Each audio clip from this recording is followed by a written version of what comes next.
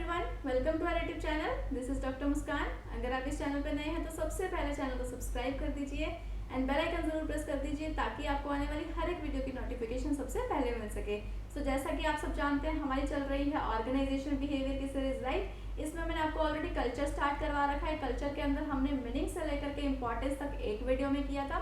उसके बाद मैंने आपको टाइप्स करवाए थे 1 बाय 1। इसके बाद मैंने आपको मॉडल्स करवाए थे स्टार्ट। इसमें हमने already octopus model, Hofstede model, Hall's model cover up कर लिया था। आज के इस लेक्चर में मैं आपको करवाऊंगी ट्रॉम्पेनास कल्चर मॉडल, ठीक है। चलिए बिना किसी देरी के हम वीडियो स्टार्ट करते हैं। सबसे पहले तो ना, जो अब स्टडी हॉफस्टेड ने की थी, जो हॉल्स ने की थी, वही ट्रॉम्पेनार ने की थी। दोनों जने सेम ही बात बोलते थे तीनों जने कि जो कल्चर होता है ना डिफरेंट डिफरेंट कंट्रीज में, वो अलग अलग होता है। अब डिफरेंट कंट्रीज में कल्चर अलग अलग है तो उसका इम्पैक्ट अल्टीमेटली वहाँ के लोगों पर पड़ेगा और अल्टीमेटली उनके काम पे पड़ेगा, ऑर्गेनाइजेशन पे पड़ेगा। तो बेसिकली जो दो कंट्रीज का जो कल्चर है वो कैसे डिफर करता है, वो कैसे किन किन मामलों में वो अलग हो सकता है, उसको लेकर के डायमेंशंस दिए थे। हॉफस्टेड ने जैसे 6 डायमेंशंस दिए थे, हॉल्स ने 3 डायमेंशन दिए थे, वैसे ही ट्रॉम्पेनार ने 7 डायमेंशंस दिए थे, ठीक है। इसने और ज्यादा बाजी मार ली, इसने 7 डायमेंशन दिए थे जिसके बेसिस पर किसी भी कंट्रीज का जो कल्चर है वो क्या हो सकता है, अलग अलग हो सकता है, ठीक है। ये मॉडल दिया किसने था? फॉन्स ट्रॉम्पेनार इनका पूरा नेम था। इन्होंने जो है इनके कलीग्स थे, उनके पार्टनर्स थे, चार्ल्स हैम्पडन एंड टर्नर, उनकी हेल्प से इस मॉडल को, इस कल्चर के 7 डायमेंशंस को डेवलप किया था। इसके अलावा इन्होंने सिर्फ 7 डायमेंशन ही नहीं दिए थे, इन्होंने 4 टाइप्स ऑफ कल्चर भी दिए थे, उसको भी मैं आज की वीडियो में ही करवाऊंगी, ठीक है। चलिए, आज मेरा थोड़ा सा गला खराब है, हो सकता है आपको वीडियो में थोड़ी प्रॉब्लम आए, फिर भी मैं ट्राई करूंगी बेस्ट तरीके से समझा दूं, ठीक है। चलिए, सबसे जो पहला इसमें कल्चर आता है दैट इज कॉल्ड, इसमें जो डायमेंशन आता है that is called universalism versus particularism. इसमें क्या होता है ना कि कल्चर जो है वो रूल्स के ऊपर बेस्ड है या फिर रिलेशनशिप के ऊपर बेस्ड है।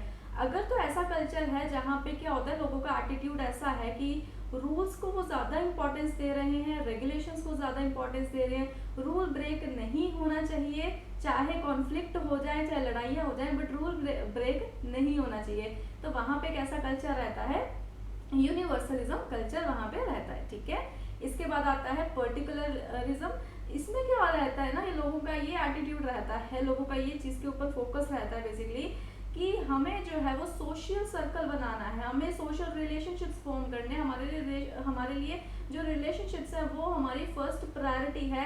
भले ही हमें रूल ब्रेक करना पड़े, भले ही सिचुएशंस के अकॉर्डिंग रूल का क्या है वो तो चेंज भी हो सकते हैं, बट हमें जो है वो रिलेशनशिप को ज़्यादा प्रायोरिटी देनी है। डन, ये था फर्स्ट डायमेंशन। इसके बाद हम चलते हैं सेकेंड डायमेंशन पे। Second dimension is called individualism versus communitarianism. इसमें क्या होता है ना कि अगर तो कोई लोगों का ये एटीट्यूड है कि हाँ भी हम लोग सेल्फ सेंटर्ड हैं, हमारी लाइफ है, हम खुद के डिसीजंस ले सकते हैं, अपने डिसीजन हम खुद ले सकते हैं, अपना ध्यान हम लोग खुद रख सकते हैं, हमें फ्रीडम पसंद है, हमें अचीवमेंट चाहिए, हमें जो है वो ऊंचाइयों पे पहुंचना है, हमें टॉप पोजीशन पे पहुंचना है, तो वहाँ पे कैसा रहता है? इंडिविजुअलिज्म रहता है। और इसका अपोजिट कर दो कम्युनिटेरियनिज्म में, इसमें क्या रहेगा? लोगों को ना ग्रुप्स में रहना पसंद होगा कि हमें एक सोशल सर्कल बनाना है, हमें एक दूसरे का ध्यान रखना है, कोऑपरेट करके चलना है एक दूसरे को। तो ऐसा कल्चर कहाँ पे रहता है? जहाँ पे कम्युनिटेरियनिज्म प्रिवेल करता है। आया समझ? इसके बाद जो थर्ड डायमेंशन था, जिसके मामले में जो 2 कंट्रीज हैं वहाँ का कल्चर डिफरेंट हो सकता है। पहला है स्पेसिफिक, दूसरा है डिफ्यूज। इनमें क्या होता है ना, लोग कितना अपनी प्रोफेशनल लाइफ को और पर्सनल लाइफ को क्या करते हैं? मिक्स करते हैं या अलग अलग रखते हैं। स्पेसिफिक है तो वो लोग क्या करेंगे? अपनी जो पर्सनल एंड प्रोफेशनल लाइफ है उसको क्या रखेंगे? अलग रखेंगे, ठीक है। उसको मिक्स नहीं करेंगे, उसको अलग रखेंगे। स्पेसिफिक में उनको ये होता है कि हाँ भी हम लोग काम करने गए हैं, भाई काम करेंगे, हम बॉन्डिंग बनाने थोड़े ना गए हैं लोगों से, है ना। काम करेंगे और अपना घर पे आएंगे, प्रोफेशनल लाइफ को अपना ऑफिस में रख के आएंगे और पर्सनल लाइफ को अपना घर पे रखेंगे, मिक्स नहीं करेंगे। और अगर हम बात करें डिफ्यूज की, तो डिफ्यूज के अंदर क्या रहता है? लोगों को पसंद होता है कि हाँ भी हमने एक सोशल सर्कल बनाना है, बॉन्ड क्रिएट करना है, प्रोफेशनल प्लेस पे भी हमने लोगों से बातचीत करनी है, लोगों के साथ बॉन्डिंग क्रिएट करनी है। और कई बार ना ये लोग मिक्स भी कर देते हैं दोनों लाइफ को, इस चक्कर में ना ओवरलैपिंग हो जाती है, मतलब बैलेंस नहीं मेंटेन कर पाते, इन्हें समझ नहीं आता है कितना हमें प्रायोरिटी देनी है प्रोफेशनल लाइफ को और कितनी हमें प्रायोरिटी देनी है पर्सनल लाइफ को, ठीक है। तो दोनों को कई बार ये लोग मिक्स कर देते हैं, ठीक है। चलिए आगे चलते हैं फोर्थ डायमेंशन पे। Fourth dimension that is called neutral versus emotional. Simple सी चीज है, अगर आप अपने इमोशंस को एक्सप्रेस कर पा रहे हैं ओपनली तो वो हो जाएगा इमोशनल, यानी कि आप जो है बहुत ज्यादा इमोशनल भी हैं और साथ ही साथ इजीली एक्सप्रेस भी कर देते हैं। रोना आ रहा है रो दिए, हंसना आ रहा है हंस दिए, गुस्सा आ रहा है गुस्सा भी कर दिया, है ना। मतलब आप अपने इमोशंस को कंट्रोल नहीं कर पाते, इजीली उसे एक्सप्रेस कर देते हैं।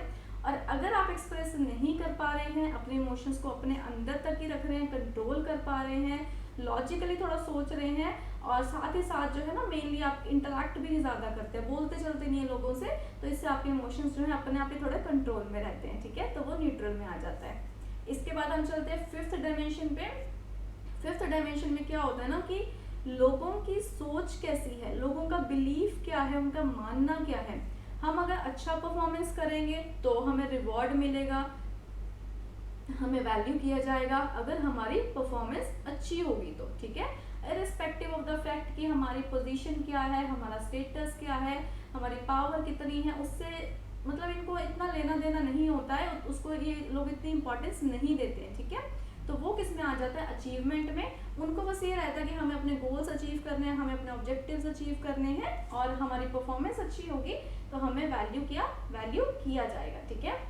और सेकेंड इसमें आ जाता है that is called ascription. Ascription में क्या होता है ना कि हाँ भी हमें जो पोजीशन है उसके लिए हम लोग हाईली कंसर्न होते हैं, सारा दिन टेंशन में रहते हैं ऐसे लोग कि हमें हाई पोजीशन पे जाना है, हमें हाई पोजीशन पे जाना है।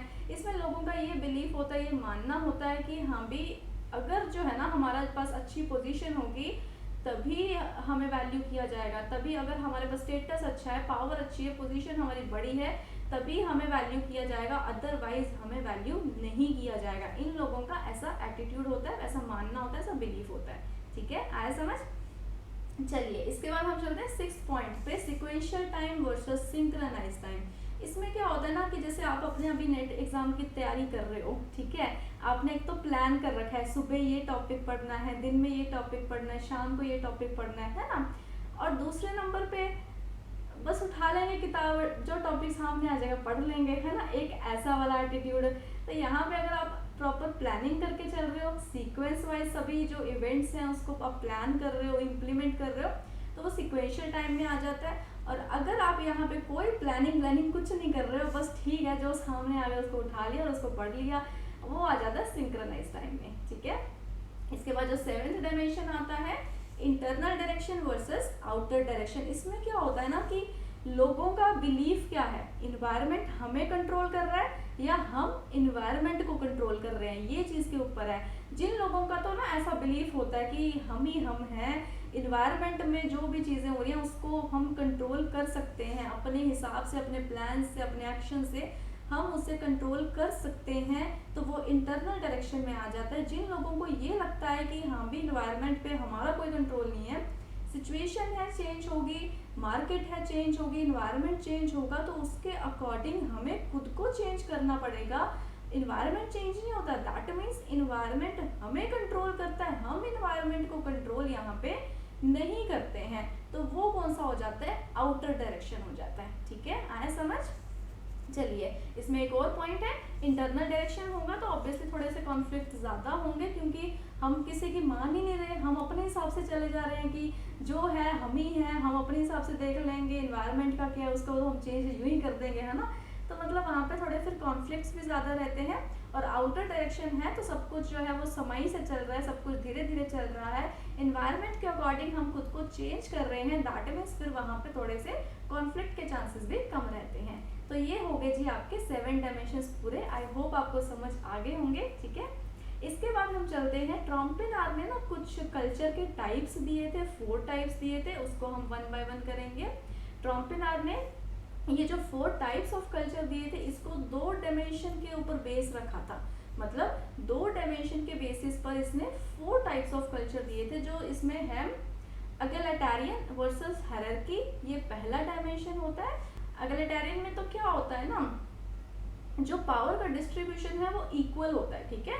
और हायरार्की में क्या होता है, अनइक्वल होता है पावर का डिस्ट्रीब्यूशन, यानी कि जो टॉप पे है उसके पास ज़्यादा पावर होगी, मिडिल के पास है उसके पास कम होगी, लोअर लेवल पे तो उसके पास उससे कम होगी, तो वो हायरार्की में होता है, ठीक है। और इसमें एगैलिटेरियन में क्या होता है, एगैलिटेरियन में सबके पास जो होता है वो इक्वल पावर का डिस्ट्रीब्यूशन रहता है, ठीक है।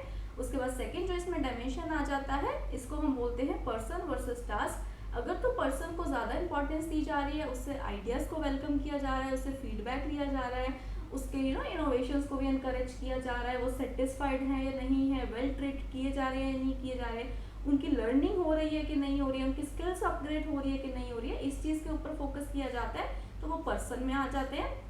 और जहाँ पे टास्क के ऊपर ज़्यादा फोकस किया जाता है कि काम करना है, अच्छे से करना है, तो वहाँ पे टास्क वाला आ जाता है, ठीक है। आपको मैंने ओवरऑल 2 डायमेंशंस बता दिए हैं, मीनिंग बता दिए, इसके बेसिस पे बस इन्होंने 4 यहाँ पे कल्चर दिए थे, वो भी मैं आपको बता देती हूँ क्विकली, अभी आपको समझ आ जाएंगे, ठीक है। सबसे पहला जो इन्होंने कल्चर दिया था दैट इज कॉल्ड इंक्यूबेटर। इसकी ना सबकी एक्सप्लेनेशन भी आगे लिखी हुई है, बट मैं आपको समझा रही हूँ, वहीं से आपको समझ आ जाएगा, या आप एक्सप्लेनेशन भी देख सकते हैं यहाँ पे।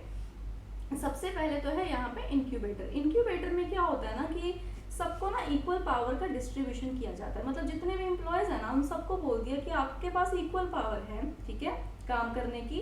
अभी जिसके पास अच्छी स्किल्स है, अच्छी एक्सपर्टाइज है, वो अपनी पावर का बेस्ट यूज कर लेगा। तो मतलब it depends on your skills and expertise कि आप उस पावर का कितना बढ़िया तरीके से यूटिलाइज करते हो। आपकी पोजीशन चाहे कुछ भी है, अगर आपके पास अच्छी स्किल्स है, मतलब अपनी स्किल्स से कमाओ पावर को, समझ आया। अपनी जो है वो स्किल्स से, अपनी एक्सपर्टाइज है उससे अपनी पावर को कमाओ। पोजीशन आपकी कोई मर्जी हो, उससे हमें फर्क नहीं पड़ता है, इक्वल डिस्ट्रीब्यूशन रहता है पावर का, ठीक है। और उसके अलावा अगर हम बात करें पर्सन की, तो यहाँ पे इंक्यूबेटर में क्या रहता है, पर्सन के ऊपर भी फोकस रहता है। जो एम्प्लॉयज हैं उनको इनकरेज किया जाता है, उनको इनोवेशंस के लिए इनकरेज किया जाता है, उनके आइडियाज़ को वेलकम किया जाता है, उनसे फीडबैक लिया जाता है टाइम टू टाइम, और एक लर्निंग जो इन्वायरमेंट है ना वो उन्हें प्रोवाइड किया जाता है, ठीक है। इसके बाद हम चलते हैं सेकंड पे, that is called guided missile. Guided missile में क्या होता है ना, यहाँ पे भी सेम जैसे मैंने आपको अभी बताया, पावर का डिस्ट्रीब्यूशन क्या रहता है, सब में इक्वल रहता है। स्किल्स को इम्पोर्टेंस दी जाती है, एक्सपर्टाइज को इम्पोर्टेंस दी जाती है। और अगर हम बात करें यहाँ पे सेकेंड डायमेंशन की, तो वो यहाँ पे पर्सन नहीं रहता है, वो यहाँ पे क्या रहता है, टास्क रहता है। टास्क मतलब यहाँ पे ना टीम्स डिवाइड कर दी जाती है, ये मैंने एक्सप्लेनेशन में लिखा भी हुआ है। यहाँ पे क्या है, प्रोजेक्ट्स असाइन किए जाते हैं टीम्स को, देन उनको बोला जाता है कि आप लोगों ने ना आपके पास इक्वल पावर है और आप लोगों को टीम के अंदर रह करके काम करना है, अपना हार्डवर्क करो, टास्क को पूरा करो, जॉब करो, कैसे भी करके जॉब डन होनी चाहिए, हमें अपने काम से मतलब है, काम पूरा होना चाहिए। और रही बात पावर की, तो वो हमने आपको खुली दे ही दी। तो यहाँ पे इक्वल डिस्ट्रीब्यूशन रहता है पावर का भी, और टास्क पे ज्यादा फोकस किया जाता है इन कंपैरिजन टू पर्सन। आया समझ? चलिए आगे हम चलते हैं थर्ड एंड फोर्थ डायमेंशन पे, फैमिली वर्सेस, यहाँ पे सॉरी फैमिली थर्ड आ जाता है type of culture, and fourth type is Eiffel tower. दोनों में एक चीज कॉमन है, पहले मैं आपको कॉमन वाली चीज बता देती हूँ, दैट इज हायरार्की, ठीक है। अब जैसे पिछले वाले दोनों थे उसमें तो इक्वल डिस्ट्रीब्यूशन होता है पावर का, अभी ये जो वाला सिस्टम जो है, मतलब फैमिली वाले कल्चर में और आईफिल टावर में, दोनों में इक्वल डिस्ट्रीब्यूशन नहीं होता है पावर का। सीनियर सीनियर होता है, जूनियर जूनियर होता है। जितनी बड़ी पोजीशन उतनी बड़ी पावर, जितनी छोटी पोजीशन उतनी छोटी पावर, उतनी कम पावर बेसिकली यहाँ पे दी जाती है, ठीक है। तो प्रॉपर हायरार्की सिस्टम हो गया कि नहीं हो गया, टॉप टू लोअर लेवल जो है वो प्रॉपर कम्युनिकेशन का फ्लो जाएगा, ऑर्डर्स जाएंगे, सब कुछ काम जो है वो फ्लो में चलेगा, ठीक है। तो ये हो गया हायरार्की सिस्टम, जो दोनों में कॉमन फीचर है। जो भी डिफरेंट फीचर है वो क्या आ जाता है, यहाँ पे जो फैमिली वाला है ना, फैमिली वाले कल्चर में क्या आता है, पर्सन के ऊपर ज्यादा फोकस किया जाता है। हायरार्की तो रखी जाती है, सीनियर जूनियर तो होते हैं, बट एक ना म्यूचुअल रिस्पेक्ट होती है। जो एम्प्लॉय है वो सीनियर की रिस्पेक्ट करते हैं, उनकी अथॉरिटी की रिस्पेक्ट करते हैं। यहाँ पे जो सीनियर है, मैनेजमेंट है, वो भी इस चीज़ का ध्यान रखती है कि एम्प्लॉयज जो हैं उनकी प्रॉपर से केयर की जाए, वो मेंटली सेटिस्फाइड रहें, और साथ ही साथ जो है उनको वेल ट्रीट किया जाए, उनके कंसर्न्स को सुना जाता है, उनके इश्यूज को सुना जाता है। तो ये सब यहाँ पे मैनेजमेंट ध्यान रखती है। मतलब यहाँ पे हायरार्की सिस्टम तो होता है, बट थोड़ा इजी वे में हायरार्की सिस्टम को लिया जाता है, स्ट्रिक्ट वाला नहीं होता है, हार्ड वाला। म्यूचुअल रिस्पेक्ट और केयर रहती है, ठीक है। और वहीं अगर हम बात करें आईफिल टावर की, तो यहाँ पे भी हायरार्की सिस्टम होता है, बट यहाँ पे का जो हायरार्की सिस्टम होता है ना, वो थोड़ा सा ऐसा होता है कि थोड़ा स्ट्रिक्ट टाइप का होता है, थोड़ा फॉर्मल टाइप का होता है, इम्पर्सनल रहता है। पर्सन के ऊपर यहाँ पे ज्यादा फोकस नहीं किया जाता, सबको बोला जाता है, जो लोग हैं एम्प्लॉयज़ हैं उनको बोला जाता है कि भाई आप अपना काम करो, अच्छे से करो, हमें काम से मतलब है, काम आपका अच्छा होना चाहिए। मतलब यहाँ पे टास्क को ज़्यादा इंपॉर्टेंस दी जाती है इन कंपैरिजन टू यहाँ पे पर्सन के कंपैरिजन में, ठीक है। बाकी हायरार्की सिस्टम फैमिली वाले में थोड़ा सा लीनियंट रहेगा, थोड़ा सा मतलब सॉफ्ट रहेगा यहाँ पे सिस्टम, यहाँ पे केयर भी रहेगी। यहाँ पे भी हायरार्की सिस्टम रहेगा बट यहाँ पे थोड़ा स्ट्रिक्ट वाला रहेगा, बस यही फर्क होता है। चारों के चारों मैंने आपको कल्चर बता दिए हैं और इनकी ये एक्सप्लेनेशन है, ये भी आप पढ़ सकते हैं, वही एक्सप्लेनेशन है जो मैंने आपको बताया है, ठीक है। सो ये थी आज की वीडियो। थोड़ा मैंने डाउन थी मैं आज, मतलब तबीयत मेरी थोड़ी गला थोड़ा ख़राब है, ज़्यादा मैं एनर्जी के साथ नहीं बोल सकी, इस वजह से जो है हो सकता है थोड़ा वीडियो आपको कम अच्छी लगी हो। फिर भी मैंने कोशिश की है कि मैंने अच्छे से समझा पाऊँ, मैं इस वीडियो में जो भी टॉपिक्स थे उसको अच्छे से समझा पाऊँ। कैसी लगी हो वीडियो प्लीज़ कमेंट करके ज़रूर बताइए, एक लाइक ज़रूर दीजिए, चैनल को सब्सक्राइब कीजिए, ज़्यादा से ज़्यादा वीडियो को शेयर कीजिए। Thank you so much.